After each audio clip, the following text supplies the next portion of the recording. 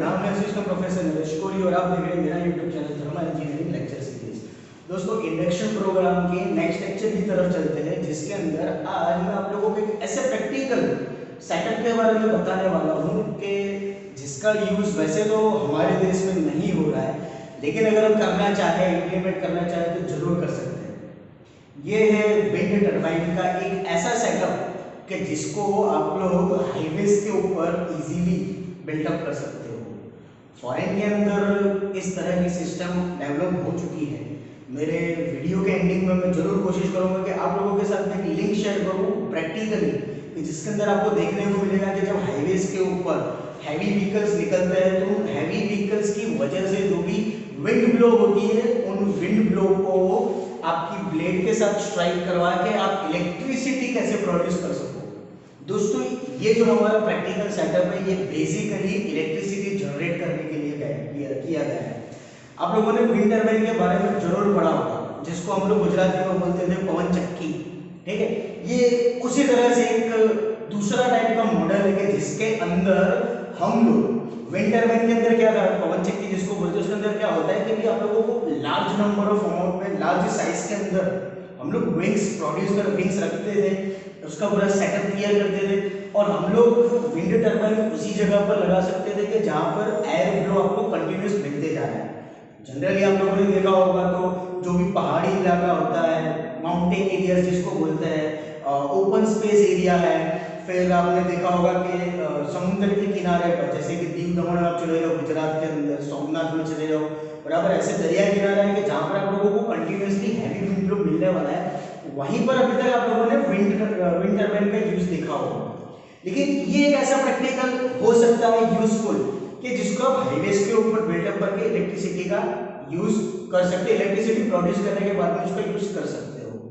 Basic फंडा के साथ में जाना, कोई नई चीज नहीं है इसके अंदर। अब दो तरीके से इलेक्ट्रिसिटी प्रोड्यूस कर सकते हैं, या तो बैटरी सिस्टम के थ्रू कर सकते हैं, या तो गियर मैकेनिज्म के थ्रू भी आप इलेक्ट्रिसिटी को प्रोड्यूस कर सकते हो।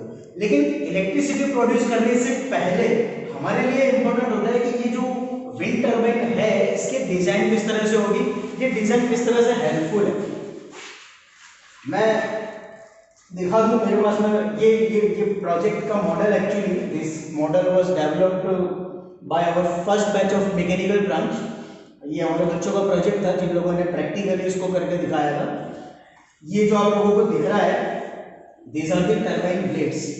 अभी टर्बाइन की ब्लेड की शेप वैसे तो ये पीवीसी पाइप में से कट कर करके बनाया गया सेक्शन है।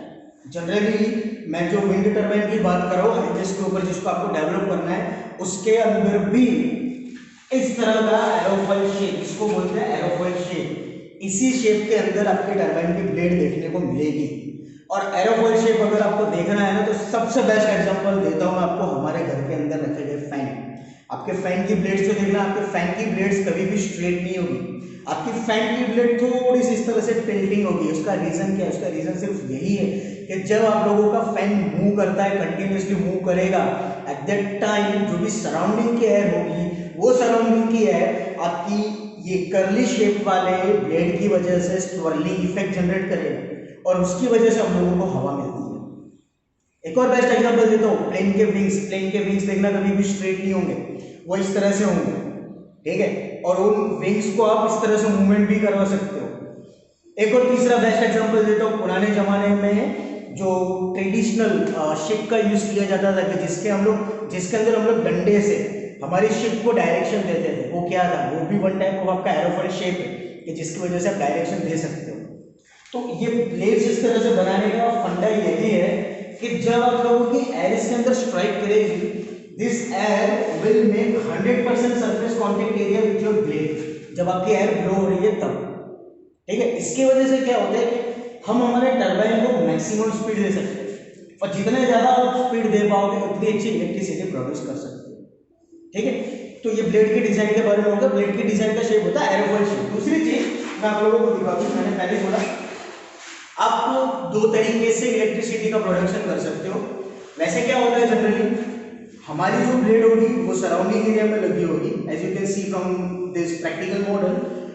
यहाँ पर इसके मूवमेंट के साथ में सेंटर में हम लोग एक शाफ्ट रखते हैं, दिस शाफ्ट, और इस शाफ्ट के साथ में या तो हम लोग गियर को अरेंज करेंगे, मतलब गियर मैकेनिज्म से भी आप इलेक्ट्रिसिटी का प्रोडक्शन कर सकते हो। और जिस तरह से गियर मैकेनिज्म है बिल्कुल उसी तरह से आप देख सकते हो यहाँ पर ये पुली और बेल्ट आप लोगों को दिख रहा होगा। ये पुली और बेल्ट के थ्रू भी आप इलेक्ट्रिसिटी का प्रोडक्शन कर सकते हो। मतलब आप लोगों की एक वर्किंग शाफ्ट, ये वर्किंग शाफ्ट टोटली मूव करेगी आपकी इस टरबाइन की पूरी मॉडल के ऊपर। जैसे ही आपका टरबाइन का ये मॉडल घूमेगा मतलब कि टरबाइन की ब्लेड्स घूमेगी, उसके साथ भी आपकी शाफ्ट घूमेगी। एंड यू कैन सी आपकी पुली घूम रही है, पुली घूम रही है तो उसके साथ आपकी छोटी पुली भी घूम रही है बेल्ट ड्राइव के थ्रू। और यहाँ से आप इलेक्ट्रिसिटी प्रोड्यूस कर सकते हो। जनरेटर लगा दो, जनरेटर की शाफ्ट घूमेगी और फिर वहां से हम लोग इलेक्ट्रिसिटी को प्रोड्यूस कर सकते हैं। नेक्स्ट, ये क्यों यूजफुल है? इंडिया हमारा देश एक ऐसा देश है कि जहां पर व्हीकल्स की कोई कमी नहीं है। नंबर ऑफ व्हीकल्स है, लार्ज अमाउंट में व्हीकल्स है। हाईवेज के ऊपर हैवी ट्रक्स, हैवी कार्स, ठीक है, बड़ी बड़ी कार्स, सारी चीजें कंटिन्यूसली चलती है। आप हाईवेज का मॉडल तो आप सब लोगों ने देखा ही होगा कि हाईवेज के अंदर जब टू वे के बीच में डिवाइडर होता है, उस डिवाइडर के ऊपर अगर आप 5 फीट 6 फीट के इतने बड़े बड़े टर्बाइन के ब्लेड को लगा दो तो डेफिनेटली जब एक हैवी व्हीकल पास आउट होगा तो उसके वजह से, अब सीधी सी बात है, आप दौड़ते हो, आप भागते हो, आप चलते हो, तो आप लोगों को आपके फेस के ऊपर, आपकी बॉडी सरफेस के ऊपर एयर विंड ब्लो, ये तो आप लोगों को महसूस होता ही होगा। अब सीधी सी बात है, जब 60 किलोमीटर या 80 किलोमीटर पर आवर की स्पीड पर इतनी हायर वेलोसिटी के साथ में जब कोई व्हीकल मूव करेगा तो ये व्हीकल के मूवमेंट की वजह से सराउंडिंग की जो एयर होगी वो डेफिनेटली उसको एक फोर्स मिलेगा। हम लोगों को ये जो फोर्स मिल रहा है आपके विंड को, उसी का यूटिलाइजेशन करना है आपकी ब्लेड को चलाने के लिए, और वही चीज की जाती है। जैसे कि मान लो यहाँ से आपको कोई व्हीकल आया, वो मान लो कि 80 किलोमीटर पर आवर की स्पीड पर है, जब इतने हायर वेलोसिटी के साथ में जब आपका व्हीकल पास आउट होगा तो व्हीकल के सराउंडिंग में जो एयर होगी वो एयर को फोर्स मिलेगा, और वो एयर फोर्सफुली आपकी ब्लेड के साथ में स्ट्राइक करेगी। क्योंकि इसका एरोफॉइल शेप है, जैसे कि मैंने पहले समझाया, तो मैक्सिमम सरफेस कांटेक्ट एरिया बनेगा। जितना ज्यादा सरफेस कांटेक्ट एरिया बनेगा उतना ही फोर्स विंड से अब आपकी टरबाइन की इस ब्लेड को ट्रांसफर होगा, और टरबाइन के ब्लेड को जब वो फोर्स ट्रांसफर होगा, this blades will run continuously like this way. ये घूम रहा है तो इसके साथ में आपने सेंटर में एक शाफ्ट रखी हुई है, ये शाफ्ट भी घूमेगी। और मैंने पहले ही बोला, या तो आप बेल्ट ड्राइव या फिर गियर मैकेनिज्म, इन दोनों के थ्रू इलेक्ट्रिसिटी प्रोड्यूस कर सकते हैं। ये मॉडल ऐसा है, इस मॉडल के ऊपर अगर आप सोलर पैनल को भी लगा दो तो 2 इलेक्ट्रिसिटी प्रोडक्शन होगी। क्यों?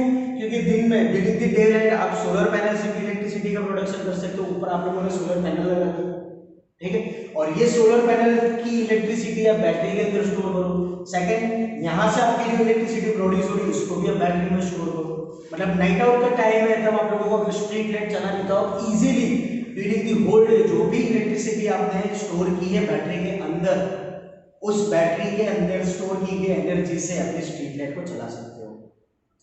वन टाइम इन्वेस्टमेंट वाली मेथड है, कोई मेंटेनेंस नहीं, आफ्टर ए लॉन्ग टाइम इसमें मेंटेनेंस आता है।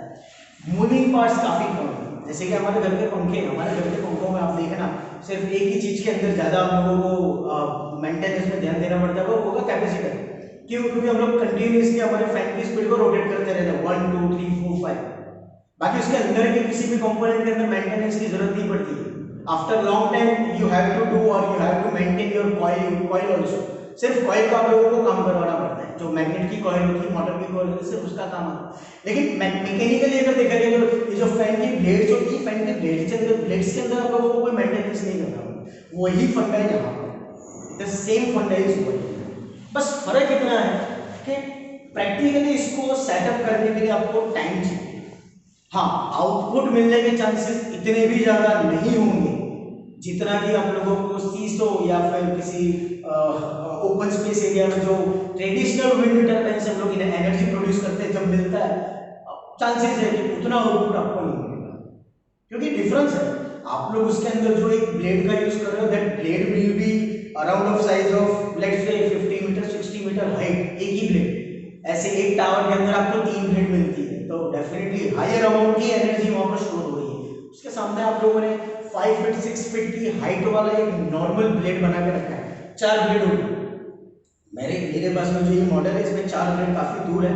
प्रैक्टिकली इस तरह से होता है कि ब्लेड जो होती है वो एटलीस्ट इतने साइज की होती है, इतना साइज मतलब कि समझ लो कि 1 फीट विड्थ वाली, 1 ही फीट की विड्थ वाली होती है, और सेंटर में जो शाफ्ट होती है उस शाफ्ट से आपकी चारों के चार रिंग आप लोगों को कुछ इस तरह से मिलेगी, नंबर 1, फिर यहीं से नंबर 2 लाइक दिस, ठीक है, मैं आपको दिखाता हूँ, ये नंबर 1 और यहीं से आपको मिलेगी नंबर 2 लाइक दिस, और फिर वो कंटिन्यूअसली मूवमेंट करते रहेंगे, ठीक है। मतलब क्या होगा कि जो भी एयर पास आउट हो रही है आपकी व्हीकल्स की मूवमेंट की वजह से, तो थोड़ा सा भी कांटेक्ट एरिया आपका रिड्यूस नहीं होना चाहिए, 100% यूटिलाइजेशन, ठीक है, समझ में आ रहा है।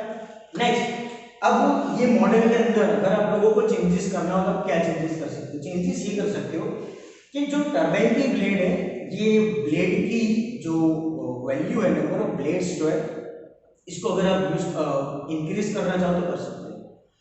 अगर आपको रिड्यूस करना है तो ब्लेड की शेप एंड साइज आपको चेंज करनी पड़ेगी, तो भी आप अपने आउटपुट को इंक्रीज कर सकते हो, ठीक। तो ये दो मेथड से भी अगर इलेक्ट्रिसिटी हायर अमाउंट में प्रोड्यूस करना है तो हम लोग इजीली कर सकते हैं।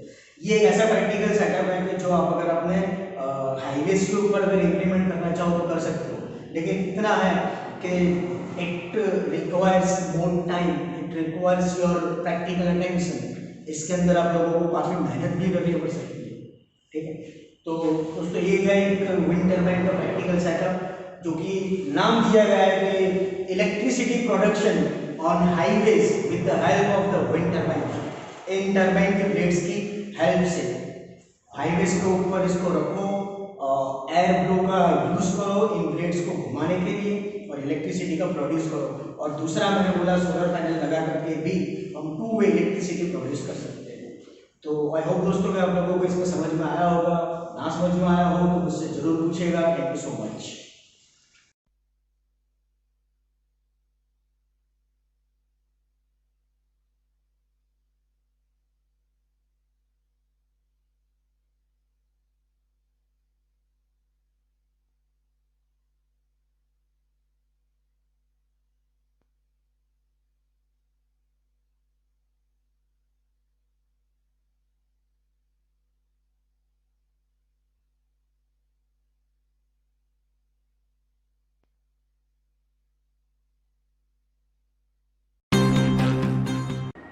These buses are waiting to do what they always do: carry passengers along Istanbul's crowded streets.